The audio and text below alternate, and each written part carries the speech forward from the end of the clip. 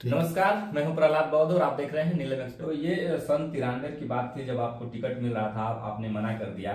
उस समय मान्यवर साहब का दौर था, लेकिन उनके ही दौर से एक सरकारें बनी गठबंधन में। 6 महीना चली, कभी साल भर चली। इस तरह से 4 बार उत्तर प्रदेश में बहुजन समाज पार्टी ने अपना वर्चस्व बनाया। और आज जो एक इतना ऊंचा उसका ओहदा था बहुजन समाज पार्टी का, आज वो इतने नीचे उसका ग्राफ गिरता जा रहा है दिन प्रतिदिन। इसके कारण क्या है गुरु जी? शुरू में जब बहुजन समाज पार्टी का स्थापना हुआ तो उसका जो मेन उद्देश्य था सामाजिक परिवर्तन, आर्थिक मुक्ति आंदोलन। आर्थिक मुक्ति आंदोलन में और सामाजिक परिवर्तन में जब सत्ता आती है, आई, तो जो कैडर के लोग थे, जैसे बहुजन समाज पार्टी में एक संगठन था बाम सेप को छोड़ दिया गया। सत्ता का सुख और भोग इतना प्रबल ऊंचाई तक पहुंचा और राजनीति में एकांकी हो भी जाता है, जो स्वाभाविक है। अब बहन जी को लगा कि राष्ट्रीय अध्यक्ष के नीचे ही सभी पदाधिकारी अपना योगदान करें। हमको तो लगा कि राष्ट्रीय स्तर के कई जो बहुजन समाज पार्टी के पदाधिकारी रहे, मंत्री रहे, सब लोगों से हमारे ताल्लुकात इसलिए थे कि चूंकि मैं डॉक्टर था, थोड़ी दिन के लिए मेडिकल अफसर भी था और काफी पढ़े लिखे लोग इसमें बहुजन समाज पार्टी में काम कर रहे थे। यूं कहा जाए कि आर्थिक मुद्दों को लेकर के राजनीतिक पार्टियों का जो स्वभाव है उसमें भेद होना स्वाभाविक है और उसी स्वाभाविक प्रक्रिया का आप आज माहौल देख रहे हैं कि बहुजन समाज पार्टी का जो ग्राफ गिर रहा है वह हम तानाशाह तो नहीं कर सकते, लेकिन जब राष्ट्रीय अध्यक्ष चाहेगा कि दूसरा कोई हमारे ऊपर न जाए, हमारे समानांतर खड़ा न हो, तो स्वाभाविक है कि दल कोई भी हो, तानाशाही नहीं चलेगी। तानाशाही कांग्रेस में चली, कांग्रेस मिट गई। भाजपा की तानाशाही चलेगी, वो भी मिट जाएगी।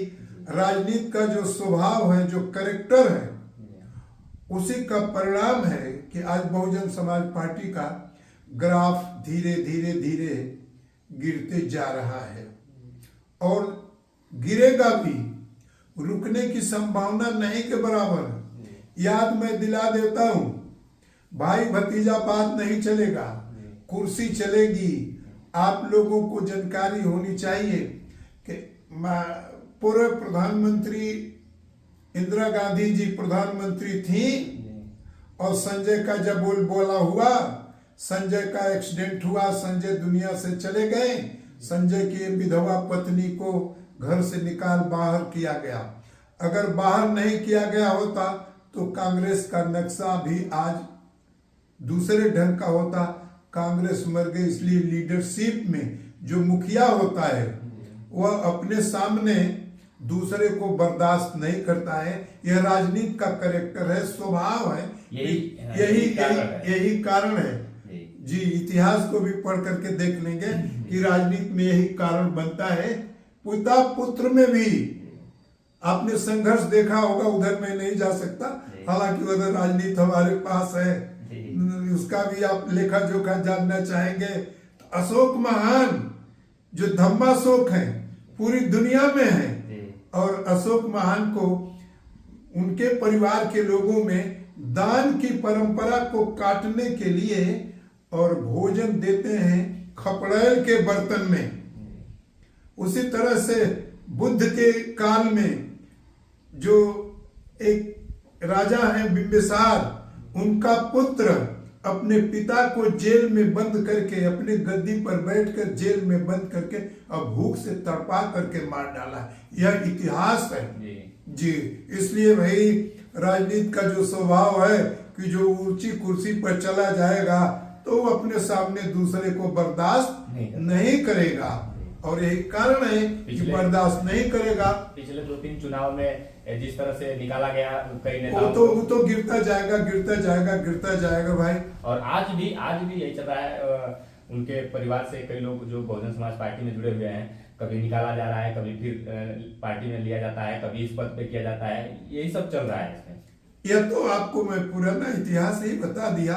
आपको मालूम है प्रधानमंत्री अटल बिहारी वाजपेयी के दत्तक पुत्र बंबई के थे, क्या उनका नाम मैं भूल रहा हूँ, और उनकी हत्या कर दी गई उनके भाई द्वारा। उनका भाई जेल में था कि हम रहेंगे हेड कि आप रहेंगे।